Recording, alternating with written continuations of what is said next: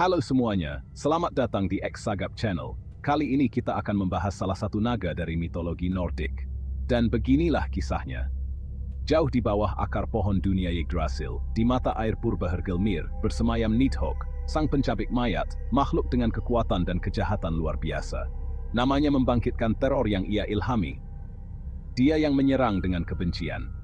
Nidhogg bukanlah naga ramping dan penyembur api seperti dalam legenda, melainkan ular naga mengerikan dengan sisik hitam berkerak, daging, dan tulang belulang orang mati. Ia menyantap mayat mereka yang tidak terhormat, mereka yang ditolak masuk ke aula Valhalla. Para pembunuh, pengkhianat sumpah dan pezina, semuanya menemukan tempat peristirahatan terakhir mereka di dalam rahang Nidhogg yang menganga. Ia mendambakan Saripati Yggdrasil, pohon dunia yang mengikat 9 alam bersama. Dengan setiap gigitan, ia merusak pohon itu, mengantar alam semesta semakin mendekati kehancuran. Yggdrasil bukanlah pohon biasa, ia adalah Axis Mundi, pusat alam semesta. Cabang-cabangnya menjangkau langit, menopang alam surgawi, sementara akar-akarnya menancap jauh ke dunia bawah. Yggdrasil melambangkan keterhubungan segala sesuatu, keseimbangan rapuh yang menyatukan alam semesta. Nidhogg, yang melingkari akar Yggdrasil, melambangkan ancaman abadi terhadap keseimbangan ini. Ia adalah perwujudan dari kekacauan, pembusukan, dan kehancuran yang terus-menerus menggerogoti fondasi keberadaan. Mata air Hvergelmir, tempat Nidhogg membangun sarangnya, adalah tempat awal dan akhir. Disinilah semua air berasal, mengalir ke 9 alam sebelum kembali ke mata air. Pengaruh Nidhogg meluas jauh melampaui sarangnya di bawah tanah.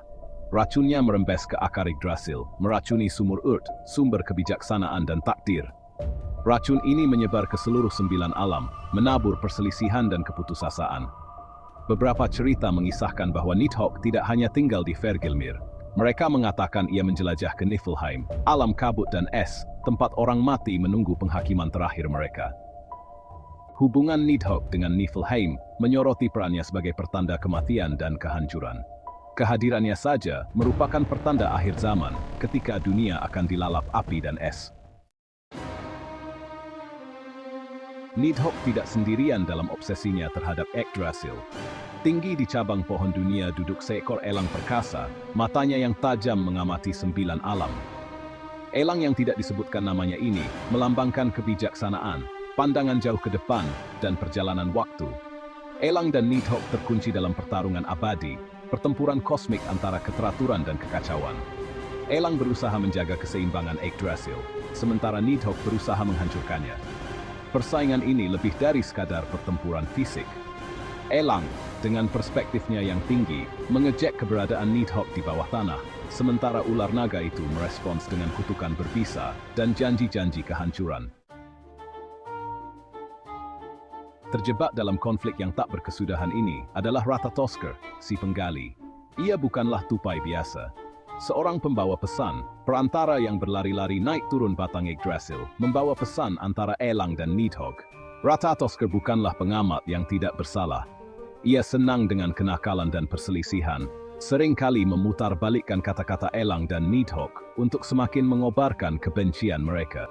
Beberapa cendekiawan percaya bahwa dia mewakili kekuatan komunikasi yang mengganggu, bagaimana kata-kata dapat diputarbalikkan dan dimanipulasi untuk menabur perselisihan. Yang lain melihat dia sebagai simbol keterhubungan segala sesuatu, menunjukkan bagaimana makhluk terkecil pun dapat berperan dalam rencana besar alam semesta. Peran Nidhogg dalam mitologi Nordik memuncak pada Ragnarok, pertempuran besar yang akan menghancurkan dunia. Saat kekuatan kekacauan berkumpul, Nidhogg akan membebaskan diri dari penjara bawah tanahnya. Rahangnya meneteskan racun dan darah orang mati. Ia akan bangkit dari kedalaman, bergabung dengan para raksasa dan monster dalam serangan mereka ke Asgard, alam para dewa. Kedatangannya akan menjadi tanda bahwa akhir sudah dekat, bahwa keseimbangan kosmos telah rusak tanpa dapat diperbaiki lagi. Selama Ragnarok, Nidhogg akhirnya akan menghadapi Elang dalam pertempuran terakhir yang dahsyat. Langit akan menjadi gelap saat mereka berbenturan, kemarahan mereka mengguncang fondasi alam semesta. Edda Prosa, Kompilasi mitologi Nordik abad ke-13 menggambarkan bagaimana Nidhogg akan terbang di udara selama Ragnarok, membawa mayat orang-orang terkutuk di punggungnya. Ia akan melampiaskan kemarahannya pada para dewa dengan racunnya mencemari daratan dan lautan. Namun, Edda tidak secara eksplisit menyatakan apakah Nidhogg selamat dari peristiwa Ragnarok. Beberapa cendekiawan percaya bahwa ia binasa bersama para dewa dan raksasa. Pemerintahan terornya diakhiri oleh api yang melahap dunia. Yang lain berpendapat bahwa Nidhogg, sebagai makhluk kekacauan dan kehancuran, mungkin kebal terhadap kehancuran total Ragnarok. Mereka menduga ia bisa selamat dari bencana tersebut, bahkan mungkin memainkan peran dalam kelahiran dunia baru dari sisa-sisa dunia lama. Ambiguitas seputar nasib Nidhogg di Ragnarok menunjukkan sifat kompleks dari karakternya. Ia adalah makhluk kehancuran, namun ia juga merupakan kekuatan alam, bagian penting dari siklus kosmik penciptaan dan kehancuran. Dalam beberapa interpretasi mitologi Nordik, Ragnarok bukanlah akhir yang absolut, melainkan peristiwa transformatif yang membuka jalan bagi kelahiran dunia baru. Jika memang demikian, maka Nidhogg sebagai makhluk kehancuran dan pembaruan dapat memiliki peran untuk dimainkan di dunia baru ini. Perlu dicatat juga bahwa Edda Prosa menyebutkan elang kedua yang tidak disebutkan namanya, yang berdiam di cabang-cabang Yggdrasil. Elang ini selamat dari Ragnarok dan dikatakan memiliki pengetahuan tentang segala sesuatu. Ini menunjukkan bahwa bahkan setelah kehancuran dunia lama, beberapa kemiripan keteraturan dan kebijaksanaan akan bertahan. Kisah Nidhogg pada akhirnya tidak dapat dipisahkan dari kisah Yggdrasil. Ia adalah bayangan bagi cahaya pohon dunia, perwujudan dari kekacauan yang mengancam untuk menelan kosmos. Namun, ia juga merupakan bagian penting dari tatanan kosmik, sebuah pengingat bahwa bahkan dalam menghadapi kehancuran, selalu ada potensi untuk pembaruan. Gambaran Nidhogg yang menggerogoti akar Yggdrasil adalah metafora yang kuat untuk tantangan yang kita hadapi dalam hidup. Kita semua, dalam arti tertentu, seperti Yggdrasil, berjuang untuk tumbuh dan berkembang di dunia yang penuh dengan tantangan dan ancaman. Nidhogg mengingatkan kita bahwa kita harus waspada dalam menghadapi tantangan ini, bahwa kita tidak boleh menganggap remeh nasib baik kita. Ia melambangkan kekuatan yang berusaha melemahkan, menjatuhkan, dan menghancurkan segala yang kita sayangi. Namun, Nidhogg bukanlah penjahat satu dimensi. Ia adalah sosok kompleks yang mewakili dualitas keberadaan, interaksi konstan antara penciptaan dan kehancuran, keteraturan dan kekacauan. Kehadirannya mengingatkan kita bahwa alam semesta bukanlah tempat yang statis, melainkan sistem dinamis yang terus-menerus berubah. Tanpa ancaman kekacauan, tidak akan ada keteraturan sejati. Tanpa potensi kehancuran, tidak akan ada penciptaan sejati. Pada akhirnya, kisah Nidhogg adalah kisah tentang keseimbangan. Ini tentang mengenali keterhubungan segala sesuatu.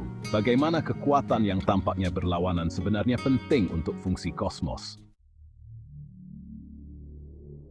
Nidhogg tetap menjadi salah satu tokoh yang paling menarik dan abadi dalam mitologi Nordik.